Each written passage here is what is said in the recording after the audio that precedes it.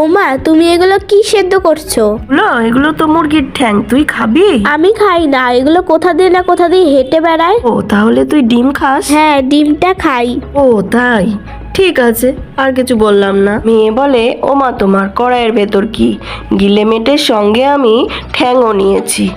অনেকে বলেছি এগুলো কেউ খায়, এমন করে কষা করব যাতে মেয়ে আরও 2 পিস চায়। করব গিলেমেটে আর মুরগির ঠ্যাং কষা। তো তোমরা অনেকেই বলবে এগুলো কেউ খায় নাকি, কিন্তু যারা খাও না একবার খেয়ে দেখো। তো আমিও আগে খেতাম না, কিন্তু ডাক্তারের পরামর্শেই খাওয়া হয়। এই ঠ্যাঙের জুস খাওয়া নাকি শরীরের পক্ষে খুবই ভালো। তো আমার গলাটা শুনে বুঝতেই পারছো আমার ভয়েস দিতে খুবই কষ্ট হচ্ছে, কারণ আমার প্রচণ্ড ঠান্ডা লেগেছে। তবুও কি করব, ভিডিও তো করতেই হবে আর ভয়েস তো দিতেই হবে। তো খুব সুন্দর রান্নাটা হয়েছিল, মেয়েকে দিয়ে দিয়েছি। মেয়ে ফার্স্টে বলছিল খাবো না, কিন্তু জোর করার পর খেয়ে বলল খুব সুন্দর হয়েছে।